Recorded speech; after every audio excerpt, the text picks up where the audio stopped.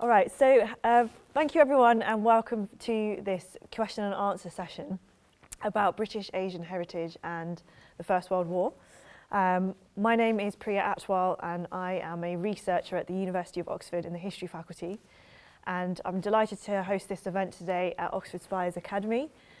Today I have with me Deepraj Singh, cast member of Akademi, the wonderful play The Troth that we've just had a film screening of here.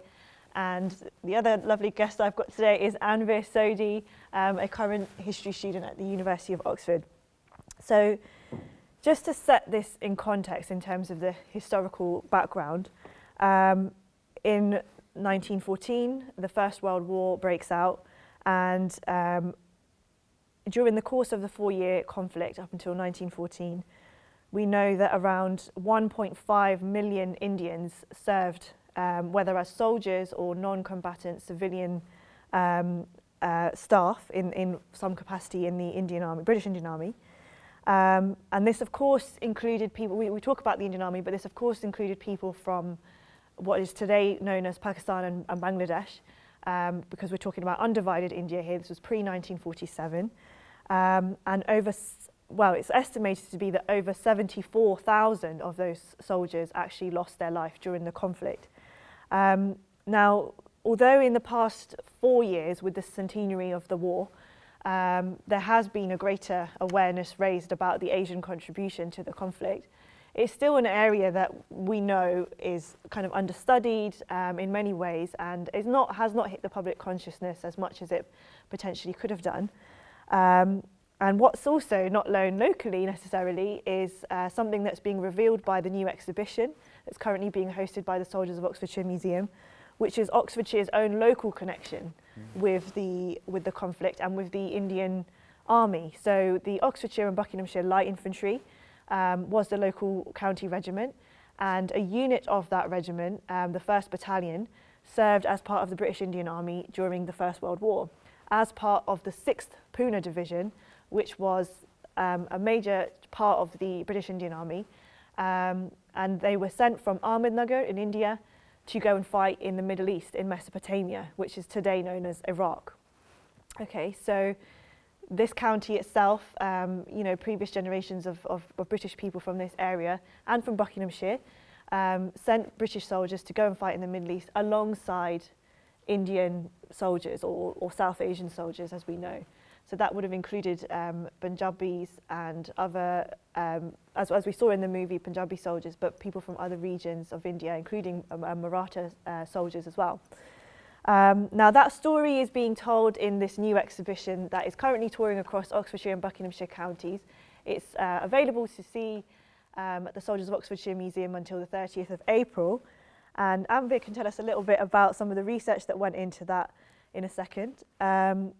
But one of the exciting things about that project, and I was coordinating it, was the fact that it brought together Hindu, Sikh and Muslim volunteers from the local community, as well as military history enthusiasts from the museum, to design and curate that exhibition and take it on tour. So very much this whole event and the exhibition as a whole is about the community getting involved and taking those stories back out to the community to share with everyone and to make a talking point. So really today, I think that sets the scene for what I'd like to discuss with both of these guys today, is that the importance of remembering that history, remembering it critically for sure, and not looking at it, and I guess in a romanticised or a glorified way. I think as the film did a fantastic job of showing just how powerful and tragic the impact was on so many people. And I guess another thing I want to discuss with you is the value of the British Asian community engaging with this heritage. I mean, there's no way of lying about the fact that sometimes, studying things like engineering, law, medicine is seen as more important than doing history or drama or whatever. So it's a conversation that we could have in the community, I guess, and recognising that if we don't tap into these stories, our own history will be forgotten, right?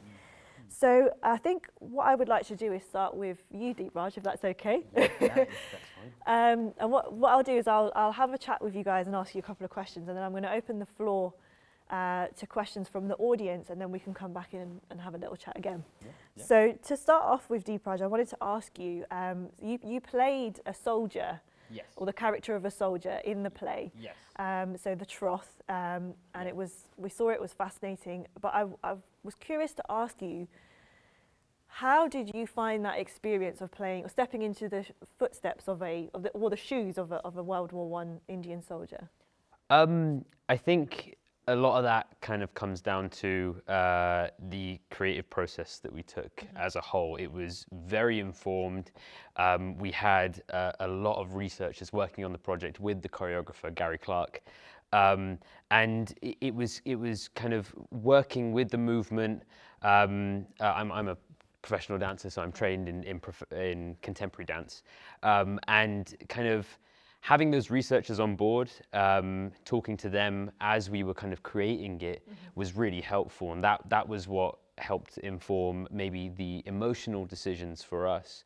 A lot of the emotional decisions that we make on stage, they're not about, it's not necessarily about trying to act like you are in that position, because I've never been to war, thankfully, and I've never had to be in that position. But there were a lot of people from my heritage and Asian British heritage who were put in that position. And so it's not about trying to act and, like you said, glorify it. It's about trying to find the authenticity of it. So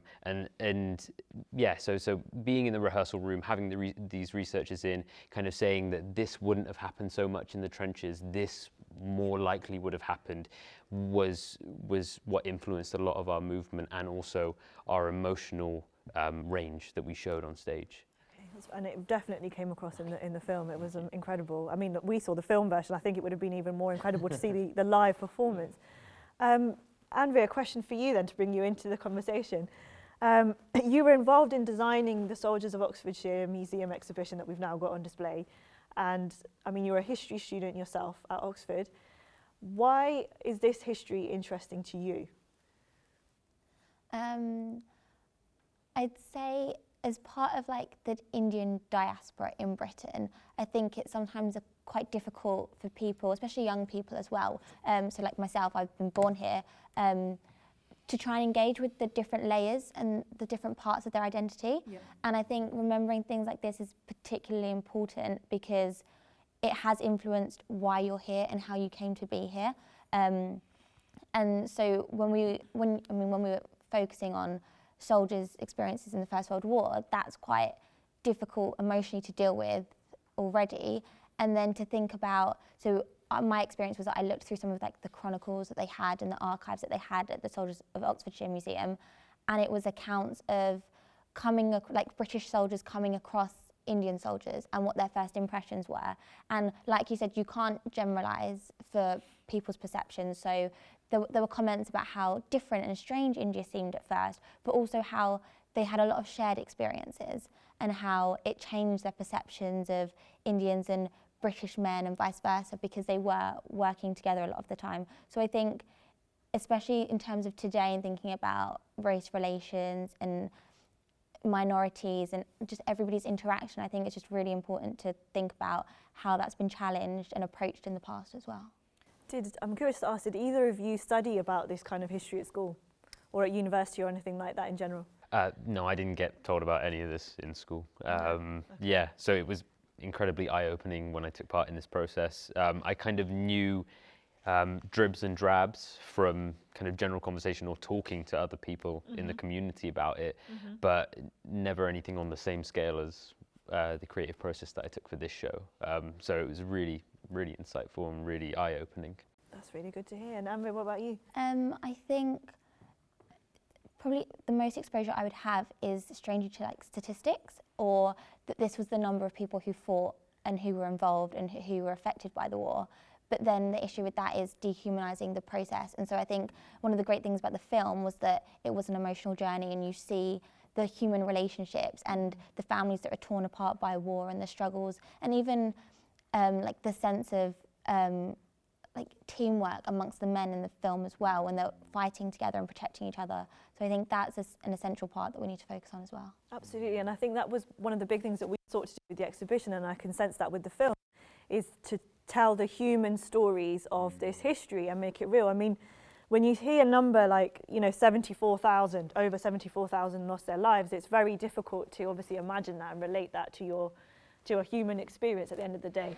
And I mean, I think that was what we tried to do with the exhibition, wasn't it, Anveer? We did a media appeal, and we tried to crowdsource family stories. And funnily enough, I mean, my own family story I didn't realise about until the end of the exhibition project. I've also, studied history all the way through my undergraduate degree, and then a master's, and then a PhD.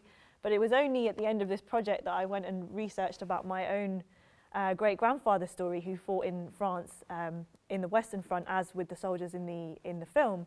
And it was incredible to me to think that someone of my flesh and blood had been there, and it's not reflected in the school curriculum at all. I think that's the only way we can really relate to these stories as well, isn't it, to make it personable.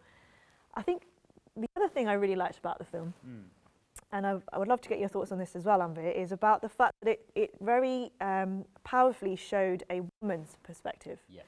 Because again, when we talk about 1.5 million Indians serving, we tend to mean men, right? We're not counting the women that were involved in the conflict. Now, behind those 1.5 million men were countless women, of course, right? So one of the best stories that I think we found through the exhibition research was the story of a Sikh woman who, her name was Basant Kaur, and she sends her husband and her brother-in-law off to fight, which is very similar to the story in the film, where I won't spoil the story too much, but there's a woman who sends family members, and this true story, Basant Kaur, she loses her husband, and she then has to have the responsibility of raising her children and the family farm and everything up from that tragedy, and keeping it going, the family. So, I mean, I've now learnt about my great-grandfather's experience, but I don't know anything about my great-grandmother's. And I mean, for both of you, what do you think about the perspective of women's history in all of this? And how did you feel engaging with that side of the story with the play? And I mean, Anveer, for you in a second, as a history student, gender history, I know that's something that you're very interested in.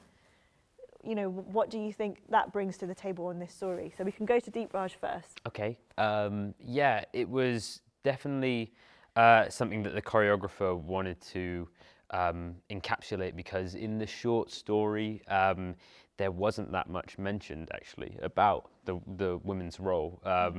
Leela is her name, and it was something that was very important, I think, to us as a cast, to not only portray kind of these guys going off to war and getting trained and being recruited, but also kind of the pockets of emotion that you see from Leela, where they are being recruited, and there's like anguish and confusion on her face.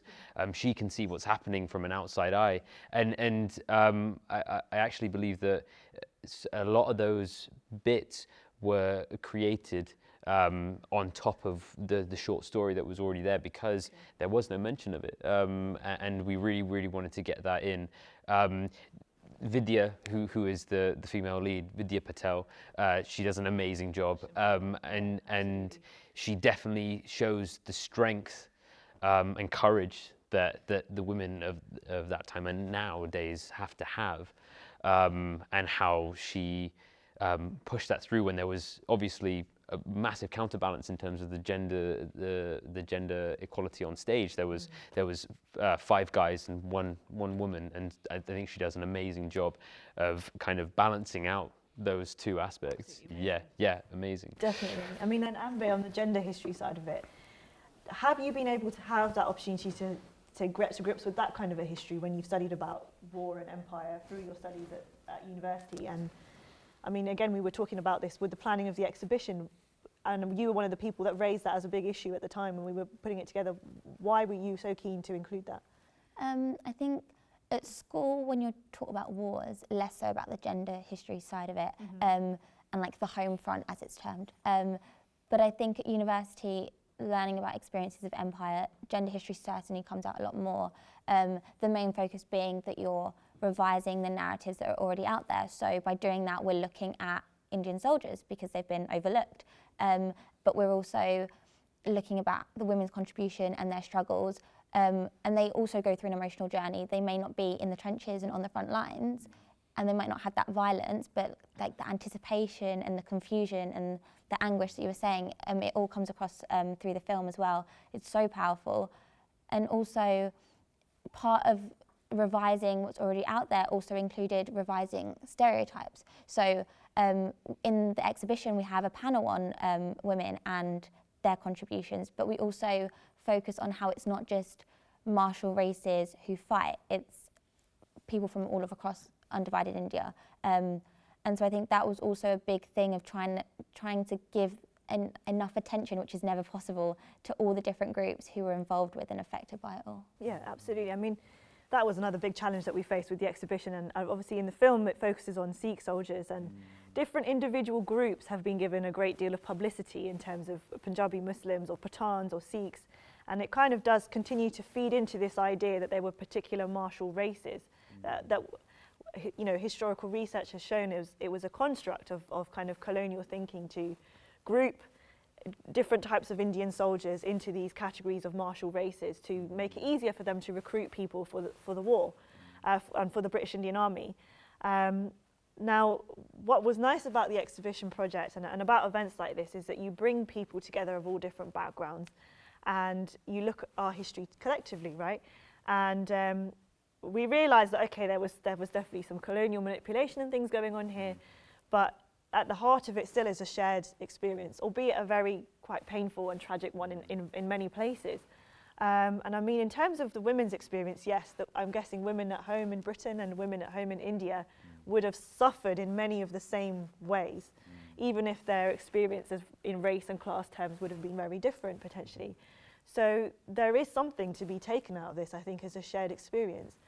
And I mean, in terms of, I guess, Deepraj, you know, when you've had friends or family or people come to see the performance, of the play, what's the reaction been like? And in terms of different audiences, who's been coming? I think, you know, yeah, I've had a lot of family members. Actually, my mum and my sister came to the India tour, so they actually came to India and watched it. Wow, okay. So like in India, there was such a vast. There was all these different, you know, martial. What was Martial it? races, Yeah, martial races, like you mentioned. But they were kind of all there, and they were very supportive. And I think it's also because the story and the narrative, the short story that it's based on, it transcends those martial races. It doesn't stick to one, even though it's about Sikh soldiers. It was about what was going on at the time, and that's, I guess, the reasoning behind why he wrote what he did. But it's been overwhelmingly supportive from everyone that's come to see it. They've kind of said that it's not about kind of the race that it's portraying. Obviously, that's a massive part of the story. But again, it's quite nice that it's the shared experience of war and dealing with war that is spoken about and is sometimes not mentioned from maybe our ethnicity as much. So yeah, I think it's been really well constructed, and that narrative and that theme comes through so strongly that it kind of transcends it, and anybody that watches it kind of has a feeling of that or gets some sort of an emotion or feeling from it. Okay, and that's amazing, because I mean, with our exhibition and the project here, we've been trying to keep it local and take it around the different counties in the area, Oxfordshire and Buckinghamshire. So the exhibition's gone to Wickham Museum, to Banbury, to Buckingham. It's now here in Oxfordshire, and it will be going to Abingdon later on in the year. So it's been about connecting with the local community and telling this kind of global and imperial story, but connecting it to people through their roots here in the UK. But this is fantastic that it's gone global, especially, I mean, is it going to go to Pakistan as well at all, do you know? I mean, Bangladesh or anywhere like that? I don't. I have no answers for you. That's okay. You're a cast member. I mean, I would hope so. I would hope that it it does go to like Pakistan and Bangladesh. You know, like I would hope that it reaches as many people as possible, because it is something that needs to be shared. Because it was a shared experience. It was a world war, and that concept needs to be conveyed, I think, stronger than ever. No, I mean, even if it was to go to, say, France or Belgium, you know, actually, or somewhere in Iraq where these were the actual battlefronts, that would be quite incredible, because I wonder what the reception would be in all those different theatres necessarily, because, you know, all of these communities around the world have got a connection with this history, as we've seen, as the exhibition shows and as the film shows. Okay, I think we can quickly open up to the audience for some questions now. I'm hoping we've got a few people. Does anyone want to ask? Okay, can we get the mic over to the... Ruha, you got one for me? Yeah, well, just over, more on the history side of it now. How much has the British government helped in the soldiers' welfare after the war? Was there any interaction by the British government and the acknowledgement or at least financial, like the British soldiers from these wars have been hugely compensated and looked after. So was there a role from the British government to do the same for the Indian soldiers? So in terms of the First World War, the kind of British government's contribution, it's in terms of with the soldiers, for example, soldiers were given a pension and they were given land grants in many cases as well, particularly if they'd done very well in their service during the war. There was obviously a lot of propaganda around the treatment of the Indian soldiers in the war. It was a really important way for the British government to maintain morale during the conflict. So, for example, famously, the soldiers were treated at Brighton Pavilion, the Royal Brighton Pavilion, which was a former royal palace that Queen Victoria gave to the nation in the 19th century. And the royals would make visits to those soldiers there, and they would have photo ops and filming of Indian soldiers being given medals while they were recovering in the hospital for various acts of gallantry. And those kind of images would be broadcast all over the empire in order to show just how well the British government was treating the Indian soldiers. It was a very political thing because they couldn't afford to show any kind of mistreatment. Britain desperately needed the help of its Indian soldiers in order to make that war a success. And the soldiers, many of them were very loyal, and they would take those stories home. But the thing is during the course of the war, for sure, I mean, India definitely struggled. There was a massive financial contribution made into today's billions of pounds. And economically, communities across India, particularly the Punjab, actually suffered from famine, from food shortages, other forms of economic deprivation, and indeed even forced recruitment of soldiers towards the end of the war when the manpower shortages were really kicking in. And you see that in Britain and you see that in India, where that leaves a very bitter taste in the mouth in some regions of the country. And I mean, a lot of the soldiers weren't necessarily political people as such. Some pockets we know were, and they get involved in revolutionary movements even, the Ghadar movement, for example, during the war. But there was, within India as a whole, I mean, even Mahatma Gandhi, for example, went around recruiting for the army. Even though we know of him as a non-violent person today, he was willing to encourage Indians to sign up for the war because he was saying that, it's a way of showing our loyalty, our self-sacrifice, and that should surely be rewarded with greater political freedom at the end of the war, okay? And he's even encouraged, he even at a time encouraged Muhammad Ali Jinnah, who we know now today is the father of Pakistan, to come on board with this. And, that what I've just quoted to you is from a letter that he wrote to Jinnah.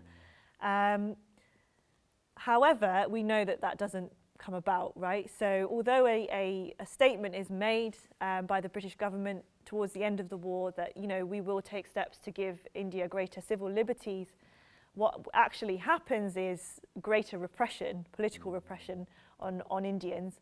What's known as the Rowlatt legislation, which cracks down on people's civil liberties, their ability to move around freely, because Britain was very scared of a rebellion kicking off. The Ghadar rebellion and that kind of activity, it caused lots of problems for Britain at the war, and they were very scared of, as they were recovering, India making a radical grasp for freedom. And we see the violence of that in Jallianwala Bagh, the Amritsar massacre of 1919. So although, yes, soldiers were, by and large treated okay as an armed force, and they, the soldiers felt they were being paid well in many cases, the conditions, political conditions around the war and how Indians are treated afterwards in particular was very bad. that made it difficult then for Britain to recruit more soldiers in World War II. But again, that people signed up in their thousands to go and fight, or were enlisted in their thousands to go and fight. And shortly after that, we see Indian independence, and I don't think that's a surprise, really. So yeah, I think it was a very complicated relationship between the Indian government, British Indian government, and the Indian Army. Thank you. Hi. So yeah, thank you, Priya, and thank you to your collaborators, Anveer and Deepraj. It's a lovely opportunity to be able to hear you all speak together. It was beautiful to see, the film as well, and I echo what you're saying about seeing it in person. So what we can do to make that happen, would be great. But I also wanted to talk about the great elements of your project, where it's about exhibition, but also the communities and groups of people that you've been able to reach. Because if you ask pretty much any British person, and the example you gave of your own great-grandparent, I think you said, yeah, great-grandfather. I was given newspaper articles of my great-grandmother, who was celebrated because she lost 6 of her sons at war, and my grandfather, who was born in 1908 and I lived next door to until he was 96. He was one of 6 children, so of course was left with no father at a very young age. So we celebrate war, what you were saying about, rather than glorifying war, actually the human element to it is huge. And of course I have, not living memories of it, but I have living memories of those people that lived through it. And I wanted to go back to those communities, particularly Anveer, where you guys have been working on this exhibition together. When you're talking to people, and you said Sikh, Hindu and Muslim communities, are they people that have memories like we do of relatives that were affected, or are they actually people who have no connection and want to hear more in other ways? Well, take the second part of your question, and I'll let Anveer pick up on the part where people who haven't got a memory, I suppose. I mean, just to put the project team in context, we had an intergenerational team of volunteers that were involved in this project, and they were recruited from people that gave up their own time, recruited from the Oxford Muslim Community Initiative, the Oxford Hindu Temple Project, and the Oxford University Sikh Society. And we put an open call out for volunteers from these groups, and we also had volunteers from the Soldiers of Oxfordshire Museum, who are well versed more in military history. So some of the older participants in the group definitely had memories, or they knew of family members that were involved. So I mean, we had one gentleman was a retired physicist in his 70s. And then we had young Anveer, who's a second-year undergraduate student. So we had a range of people working together and sharing perspectives, didn't we? And, I mean, obviously from different religious backgrounds, or, Indian or Pakistani or whatever, or British, but also, different age perspectives in there as well, and different levels of knowledge, I would say, about the history. So it was my job to kind of bring everyone up to speed on a level sort of playing field in terms of what they knew about the war. And then we kind of let you guys go into the Soldiers of Museum archive and just go crazy and look at the stuff and think about how you wanted to interpret it and tell the stories. We then obviously went out on the media and contacted local press and radio and BBC Asian Network and people like that to recruit, to gather in more stories of different generations of people from all different backgrounds. And that was incredible. So for me, I mean, I have no living memory of my great-grandfather. I don't even know if my mum has a living memory of him.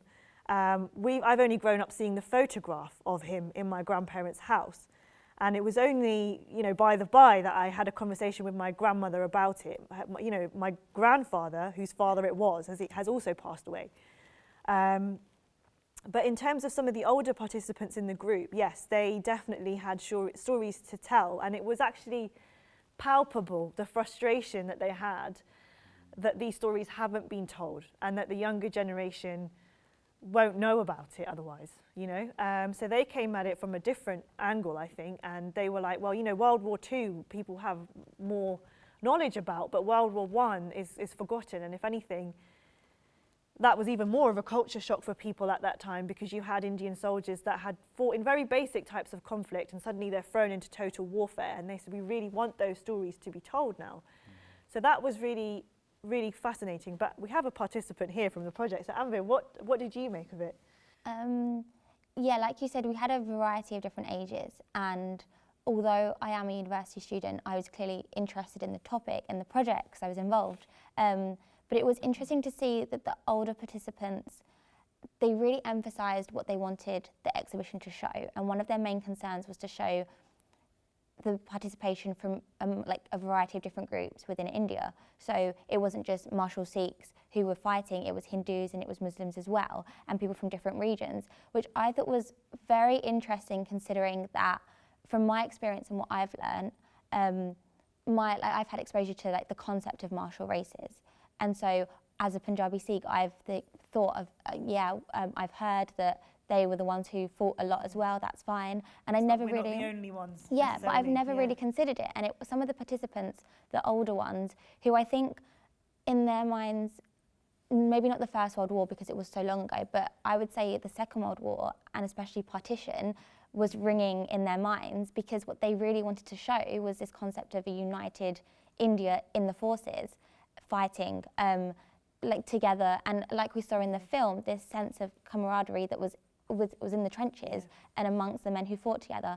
So I never considered, not in a bad way, but I'd never thought about it like that until they raised the issue, and I thought that's interesting what they consider to be the most important part of this project, that we show the unity, but also what they think is being lost in the younger generations and what they think isn't carrying forward. Because one of the things that I wanted to get across to them was that I was interested, and like we said, the different layers of our identity, even as like British Sikhs, is that we still acknowledge that heritage. But they so a shared heritage even within South Asia, let alone when you bring it to Britain. Yeah, completely. And yeah, true. There was that perception that we would be a bit detached from it, or that we wouldn't, because we don't have memories of partition. That was long ago for us. Yeah. So it was really interesting actually to talk to her. I think the age range was a big thing. It's true, and I think, and I never thought about it that way, but the period in which we created the exhibition was actually over the summer, from June to August to September, in the period that was the 70th anniversary of partition and independence and Pakistani independence. And so yes, thinking back over it now, and again as a historian, funnily enough, 70 years, yes, that was a hot topic. We know it was in the media coverage. So World War I actually, the kind of the marrying of these historical events and how that played into it. I think, yes, you're absolutely right. I never thought about it when we were in the thick of it. But those conversations were coming up really, weren't they? About how do we bring everyone together. And I mean, it's not an easy task to bring everyone from different ages and different backgrounds, and everyone, some people, have competing agendas, but we were very lucky in that people did gel during the course of the project. And those stories were able to shine, and also shine a light on perspectives that aren't often covered. So, I mean, one of the volunteers uncovered the story of a Bengali doctor, and Bengali Hindus and Muslims were in many ways kind of shunned from the Indian Army post 1857 and the rebellion, because they were seen as being dangerous, seditious and disloyal people for the British to have in the army, because they were so heavy as participants in the rebellion. But this, one of the researchers, Sumon, he uncovered the story of a doctor, and it was actually, I mean, it's remarkable that we've got the story told, in the play of a World War I short story written by an Indian author. But I think the story that was uncovered for the exhibition was even more remarkable. It was a memorial to this Bengali doctor who served in the Indian Army, written by his grandmother. And that's a very rare text. Again, we were talking earlier about gender and women's perspectives. This was an Indian woman's perspective, a very literate Indian woman, writing about the loss of her grandson and also her great-granddaughter, because the granddaughter dies in the period of the war. So we were able to capture those stories, and it was purely by going to the talented people within our community who actually aren't, trained historians, but who were interested in getting involved, and we were able to provide them with that training to go and do this stuff. And I think, you need languages, you need different perspectives, different interests in order to make these kind of things very rich. So it'd be great to really see more of this, if possible.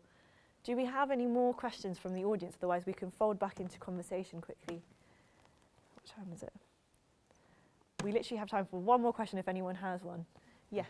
This is more to do with, I guess, the research side of it, because I think the film kind of highlighted at the end how sometimes even though events like a soldier's death, for example, can be recorded, they tend to be quite statistical and cold and not really have like the kind of rich story that we just saw. And I guess my question's kind of dealing with when you are looking in archives, how difficult are those stories to uncover? And when you do uncover them, what kind of form do those sources tend to come in, I guess? Anveer, I'll let you start with that one. And then I'll... I would highlight a big difficulty of history, just as a thing, is that like it requires an element of imagination and to really immerse yourself in the stuff you read, because there won't be recordings of every aspect of the environment or what happened and the emotions people felt and what they saw. So my experience was that I used the archives in the Oxfordshire Museum and read through accounts, and there were some letters and some recordings of first perceptions, like I said, when they first arrive in India, and that was their initial impressions, and they comment on the climate and they comment on what people wear and how they look, because it's all very different to what they're used to. And for that kind of stuff, it's thick description, and you read it and you can immerse yourself in it. And I think for some other things, like we mentioned, like soldiers' deaths, you have to be wary that it won't be recorded in the same way, and it's unsurprising if there is less detail because of the emotion behind it. But I do think that that's just an issue with your source base anyway, so it varies from people to people and how they want to record their memories.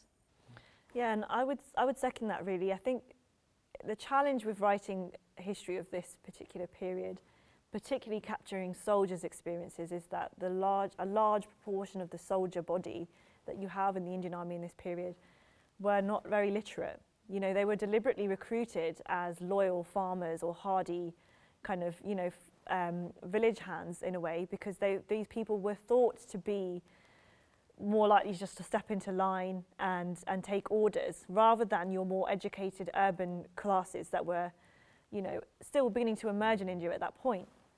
So that gives you a challenge in that how do you then, if those soldiers weren't able to write letters for themselves, or maybe had to get the help of somebody else to do it, to write back to their families home, to women who also couldn't, we do heavily rely on written material and that kind of thing to recapture these stories in order to get to the Indian perspective, put it that way. I mean, we have in the archive in the Soldiers of Oxfordshire Museum, we have reams and reams of amazing photo albums taken from a British officer's perspective of Indian soldiers. And we can take a lot from that, but there's only so far we can go in terms of capturing the Indian experience. So you have to take fragments where you can. And I think what the film did a fantastic job of, and what we also played with the exhibition, is using kind of folk stories, music, women's poetry, those kind of things that have been uncovered by very kind of enterprising historians and researchers, all around the world. And marrying that with the material that we were able to find in this really incredible untapped archive in the Soldiers of Oxfordshire Museum. And you can have quite amazing results. You do have to be quite, dogged about digging this stuff up. But I think it's really important to capture those perspectives as much as possible.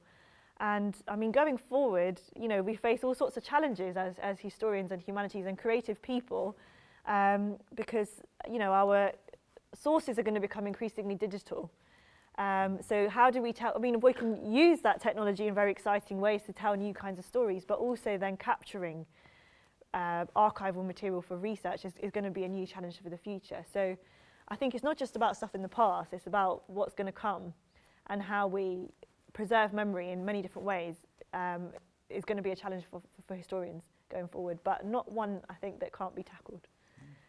So I will just close with one final question from the audience. Yes, sorry. It's going to wrap up, but no problem. I've just got one question about recruitment. You mentioned the word recruitment. Due to it being the British Raj at the time of the World War, soldiers at that time in undivided India would not have potentially been recruited, would they? They would have probably been maybe forced to go in, and like you said, uneducated soldiers. That, with that mindset, and maybe a British soldier being recruited and wanting to join, do you think that has some correlation with the fact that a lot of people don't talk about that time, and that's why we don't have that history or people coming forward with artifacts and memories and telling you their time, because they were already suppressed at that time? Do you think that has any impact why Asian people don't talk so much about the war, because they were already under the British Empire at the time? I think it's a complex picture of what motivated soldiers to go. I mean, the Indian army at that period was categorised as a volunteer army, especially at the beginning of the war. I mean, you had soldiers that were already part of the army, and we know from the Oxfordshire and Buckinghamshire light infantry and the Indian troops that go in 1914 that they were already paid up members of the, of the military. They'd been potentially serving for a while before that, so that was their job. They had to go where they're sent, where their orders dictated. And obviously many more people enlisted at that point, and they wanted to go and fight. So, I mean, the reasons are probably as many as there were soldiers, potentially. I mean, many of the less well-off, the less literate village soldiers in particular would have been attracted by the wages, by the opportunity of travelling, by the sense of glory and reputation that they would have had as being given as soldiers, right? There was a massive recruitment campaign that was conducted by the British military authorities across India, and of course in the UK, to across the board get young men from working class or rural backgrounds to go and sign up, to say, look, we'll give you a really good living, it's an opportunity to kind of fight for your country and this, that and the other. And many of them grabbed at that, and we see that in reflected in many of the letters and things that we do still have today. Some of them would have had a family tradition of fighting, especially with this whole martial race background that we've been talking about. But yes, as the course of the war went on, I would definitely say it got more and more complicated, the scene, because the manpower needs were huge, and you do begin to see pockets of forced recruitment happening across India in particular, and you see conscription in the UK. And that is where, people would be, recruiting officers would be going round to villages and pushing young men or men of different ages by that point to go and sign up. And families would, in many cases, would be quite desperate for them not to go, but also in a position thinking that they didn't really have a choice. And in terms of, why is it not being remembered, there is a political issue around this in South Asia, in that it is today still thought of as a colonizers' war, rather than, it's a different legacy in Britain. And obviously Asian populations in the UK, and I think we've noticed that with our activities, have in the UK been keen to remember it, because it's a way of having our contribution to British society acknowledged. But in India and Pakistan and other countries that were involved, it's a bit more complicated, because there is this recognition that we weren't there of our own free will. We were there as part of the British Empire, and it's a complicated legacy. But I guess what I think we will all agree on potentially is that you cannot forget the sacrifice and the contributions and the struggle of those 1.5 million men, but also everybody else that was behind them, because that's still a huge part of our history, and we're still connected to it in so many different ways. So yeah, I mean, I think just to conclude then, really, I would just like to ask for very brief remarks from both of you. From your perspective, why do you think that arts and humanities and history in particular is important for the British Asian community to continue to engage with, from your experience? I'll go back to Anveer and then I'll finish with Deepraj. It's a really big question. Just some closing remarks that you think, from your own personal experience. Like we said, we're still so linked to the history in so many different ways, and it forms who we are, how we think about who we are, the activities that we do, how we remember things, parts of our identity. I think it all comes together to still be so relevant today. And even in more obvious ways, where we mark 100 years since particular things, 70 years since partition, it's continually brought up, it's never forgotten, and that's only the grand narratives that are never forgotten, that we've already put out there. There are so many things that haven't been addressed or explored yet, and that's what we found. The whole premise on this exhibition was that there were so many sources in the Soldiers of Oxfordshire Museum that just hadn't been looked into in the archives. There are so many photos and so many letters and poems that people just haven't looked at and haven't considered. And we thought, well, this is a really good opportunity to show that Oxford and Buckinghamshire, they have a connection to Indian soldiers, whether they thought they did or not. And I think for the South Asian community in Oxford, who would never have considered that, they think, actually, I'm still connected, but in a very different way and in a way that I was never aware of. So I think by continually highlighting these things, we just emphasise the complexity of past events and that we're all inextricably linked, which is actually quite a nice thing, because it means that we're all remembering a shared history and we're more united than we think we are. Thank you, Anveer. Deepraj, did you want to add anything to that? That's hard to follow. No.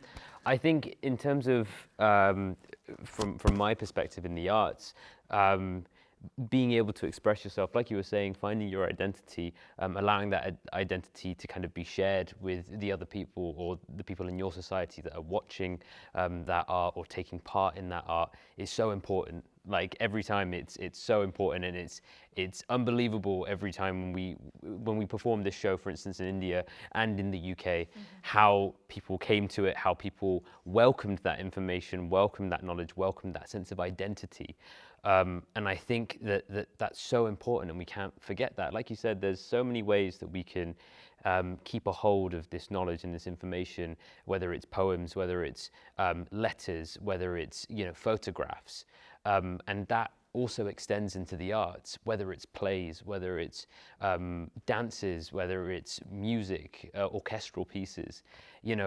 It's important that we also keep a hold of that knowledge within that creative form, because it does convey so much, as this film. I hope this film is still around in 100 years, so that people can see that this is something that was still being talked about 100 years after that war, 200 years then at that time, and it would be amazing to know that knowledge is still there, and people are still able to take part in that shared experience.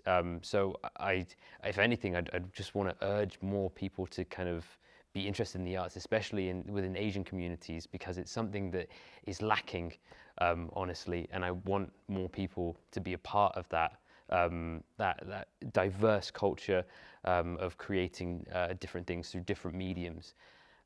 Yeah.